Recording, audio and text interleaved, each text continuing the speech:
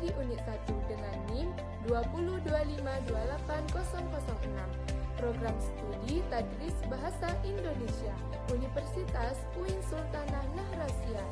Tugas ini saya buat untuk memenuhi tugas dari mata kuliah linguistik dengan dosen pengampu Ibu Istiqomah MPD.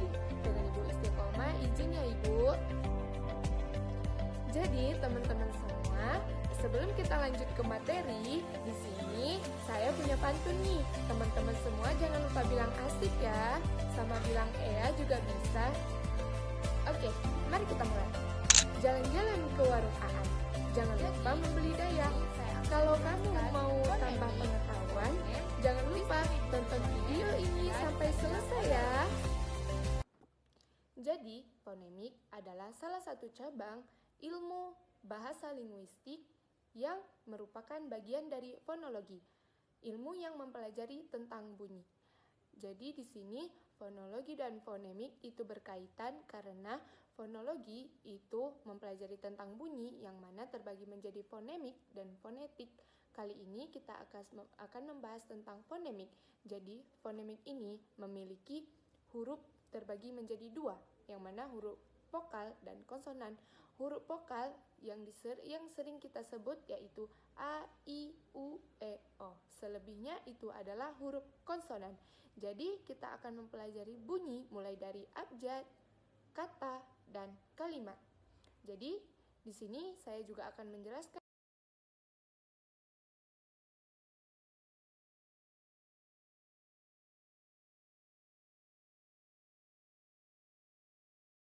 tentang fonem.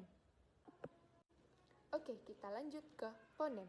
Jadi, fonem adalah suatu dasar kajian dari fonologis, yang mana fonem ini adalah satuan bunyi terkecil yang dapat membedakan makna dan fungsinya.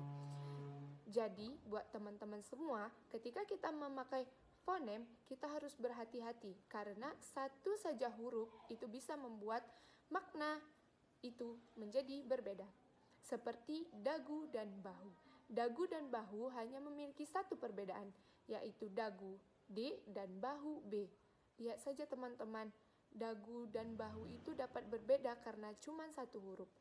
Jadi, seperti contohnya pola dan bola. Pola dan bola. P dan B itu hanya merupakan satuan kecil yang berbeda, tapi bisa mengubah makna. Fonem juga bukan hanya sekedar bunyi teman-teman, tapi bunyi yang jika salah penyebutannya itu akan merubah maknanya. Jadi buat kita semua ketika kita menggunakan fonem, jangan asal-asalan seperti yang sudah dijelaskan tadi, seperti bola dan pola. Pola itu seperti sketsa yang masih dalam pembuatan, sedangkan bola adalah alat untuk pemain sepak bola.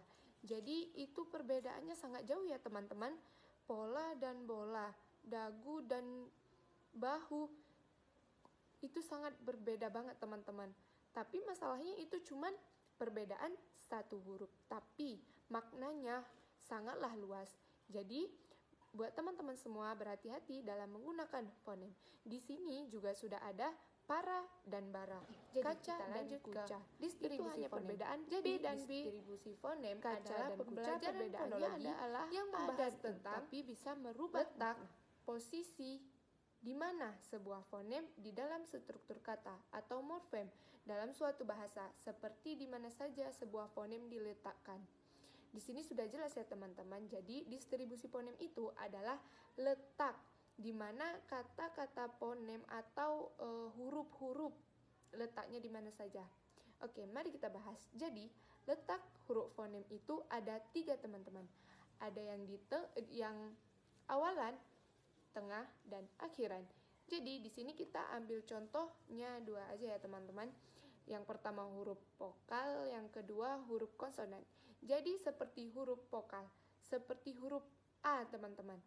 Jadi di distribusi fonem ini ada namanya yang letaknya di awal kata, seperti api. Api itu A-nya terletak di awal kata. Yang kedua, kain. Kain itu A-nya terletak di tengah. Yang ketiga itu baca.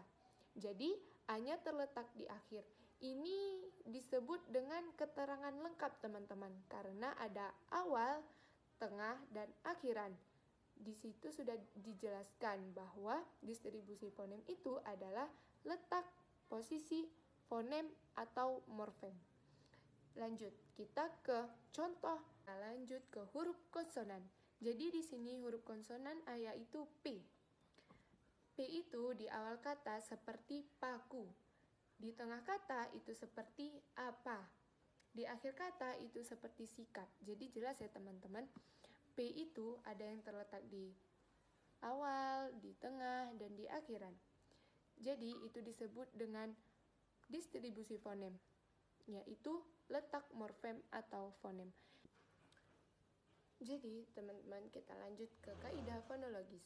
Apa sih kaidah fonologis? Jadi kaidah fonologis adalah hukum yang mengatur perubahan bunyi atau pemilihan variasi bunyi yang tepat dalam suatu konteks yang bertujuan untuk menjaga sistem bunyi bahasa tetap beraturan.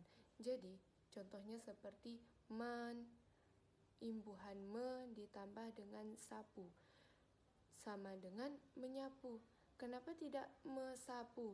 Itulah di dalam kaidah fonologis teman-teman. Ketika imbuhan me ditambah sapu itu menjadi menyapu, karena artikulasi S dengan P itu sama teman-teman, yaitu palatodental. Jadi itulah indahnya ke kaidah bahasa, bisa mengatur perubahan bunyi ketika kita mengucapkannya dari mesapu menjadi menyapu. Oke, kita lanjut contoh kedua, yaitu seperti imbuhan me ditambah pukul. Jadinya memukul. Kenapa tidak jadi mepukul, tapi jadinya memukul? Karena imbuhan P dengan M itu sama teman-teman, yaitu labial. Atau cara artikulasinya yaitu bibir, M dan P. Itulah teman-teman indahnya kaidah bahasa yang bisa mengatur hukum perubahan suara, perubahan kita membacanya. Oke, jadi di sini apakah teman-teman sudah mengetahuinya? Mari kita ulangi cara pengucapannya, yaitu seperti imbuhan me ditambah pukul, jadinya memukul, bukan mepukul, karena P dengan M itu artikulasinya sama, yaitu labial atau bibir. Oke teman-teman, sebelum saya mengakhiri video kali ini, saya punya pantun teman-teman. Pergi ke Takengon membeli kopi, jangan lupa menjumpai barista. Belajar giat sepenuh hati supaya kita sukses bersama. Terima kasih atas video kali ini. Assalamualaikum warahmatullahi wabarakatuh.